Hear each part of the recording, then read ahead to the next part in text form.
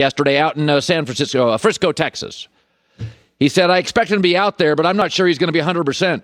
The season tilts on his health. That's what Gil Brandt said. And by the way, remember, Mike McCarthy 3 weeks ago, Dak's playing in the preseason. Then he had a second MRI, and Mike McCarthy said Dak's out for the preseason. Michael Irvin, very connected, lives in Texas, still close to the Cowboys, said this about Dak in a recent podcast. I was watching on TV when I was there at camp, and he was throwing the ball back to the guy that was snapping it to him with his left hand. Wouldn't even raise the right hand to throw the ball 2 yards. I was like, oh, no. You don't stay out this long with something this minor at that position when you had all of last year off. But wait, there's more. Troy Aikman on an early broadcast, Hall of Fame broadcast, I think it was, Troy Aikman, very close to the Cowboys, lives in Texas, said this.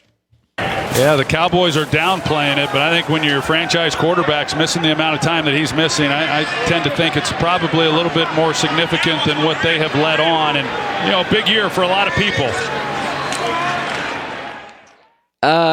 Dallas, remember, is very Dak dependent because they don't do a lot of other things well. Their head coach, their defense, their backup quarterback situation. You watched New England last night. They're not as quarterback dependent. A, they have a better coach. B, a much better defense. C, they could start either of those guys.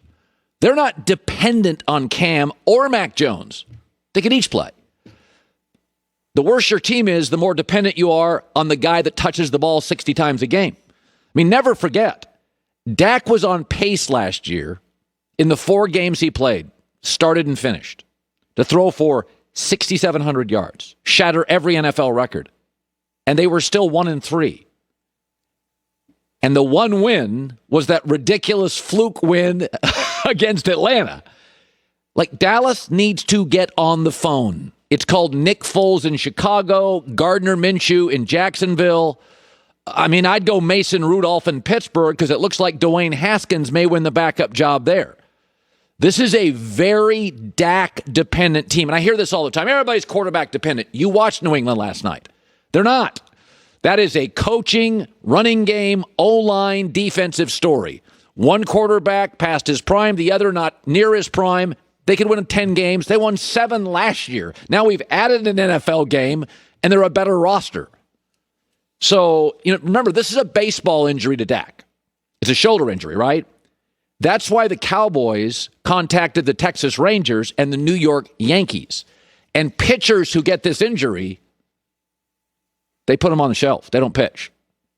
So add this in. Zeke has been on the decline for 3 years. Defense, new coordinator, new system, lot of young draft picks. They need to make an impact. This thing could blow up. They better get on the phone because this is not a good enough football team to go to a backup quarterback and win 5 games. Washington's better. The Giants should be better. Get on that.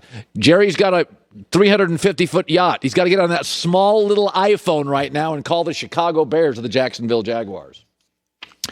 Some more thoughts on Mac Jones. He's got 8 things going for him, and I'm not sure Zach Wilson of the Jets has any of these 8 things, and we'll talk about that coming up. You know the phrase, giving 100, eventually going to be the Patriots quarterback. He plays with a lot of poise for a young guy. Could it be soon? Here's my takeaway. Number 1 is the Patriot coaches are not unveiling Cam Newton, the runner, yet. That will add to this offense. It's a bonus that Mac Jones does not provide. Number 2, Cam Newton's a power player. I mean, he really is. This is a power roster. It is not a speed roster. It's not a pretty roster. It's not a finesse roster. Cam matches the roster. Number 3 is Cam Newton is getting all the first-team reps at practice. So, you know what? My takeaway last night is New England's going to be very boring. They don't have playmakers. But they may be 11-6 and boring, because it's the best offensive line potentially they have had in years, especially if Isaiah Wynn can stay healthy. They've got 4 legitimate running backs. The defense is always solid. The head coach and the offensive coordinator are probably the best at their position in the game. And you know Cam Newton or Mac Jones is going to probably, especially Cam, go 2-0 against the Jets.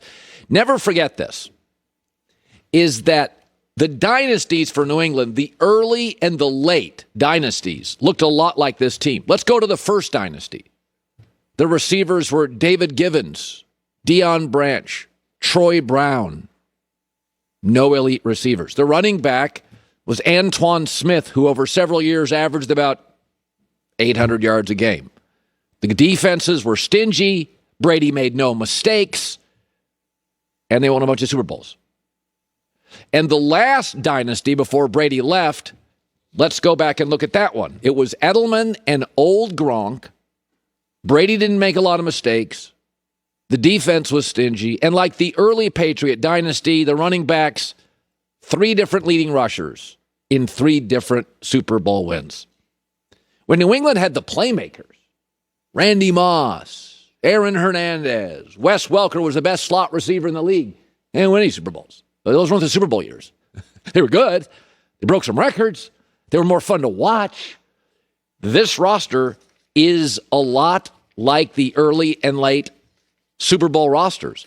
I don't even think it matters. I'm dead serious here. I don't think it matters. I think Mac Jones or Cam could both win 10 or 11 games. Now, I think Buffalo is head and shoulders better than both teams right now. Josh Allen's better than Cam and Mac. I think the roster's better. I think Miami and New England's rosters are fairly even, with Miami having more perimeter speed and playmakers. But go look at the schedule right now. I looked at the schedule for New England this morning. Here's 4 guaranteed wins just on coaching and defense. Jets twice, Jacksonville, and Houston. That's 4 wins. Here's 3 feel-like wins. New Orleans, Carolina, Atlanta, all rebuilding. And then here's 2 that could go either way, but they get both of them at home. Dallas and Tennessee. 4 plus 3 plus 2 is 9. This and the over-under in Vegas is 9. And by the way, last year, New England had the most opt-outs in the NFL. They're all back. They had no preseason for Cam, who got signed late, and then Cam got COVID. So the quarterback situation this year, even though it's Cam, it's better. You have a much better Cam. You have Mac Jones. So I look it up and down at this roster, and there's this big argument who should start. I think the coaches for New England got it right. I think Cam's going to offer a little playmaking Mac can't. Cam's taking the first reps with the first team. And I think Cam, they haven't unleashed his running yet. Cam's a power player. This is a power team. But, I sat and watched the first 2 weeks of the Patriots, and I'm like, this is a lot like their first dynasty and their second dynasty. Now, the AFC is much better today, and they shouldn't be favored, and Kansas City's better, and Buffalo's absolutely better. But after that, they're in the class with the Chargers, Baltimore, Cleveland. I mean, their coaching, their defense, their offensive line. I don't think it matters who starts. I think this is a 10-win team. And I think if they get some breaks and Mac keeps growing and Cam stays healthy, maybe 11. So it's interesting on the Cowboys. So whenever I'm trying to decipher a story, the most obvious thing to do, you would do it, you try to find people close to an organization or a business who have good sourcing, and what are they saying? So Gil Brandt used to work for the Cowboys, still very connected to the Cowboys. I think he lives in Texas. Came out with a tweet. He said, had a long talk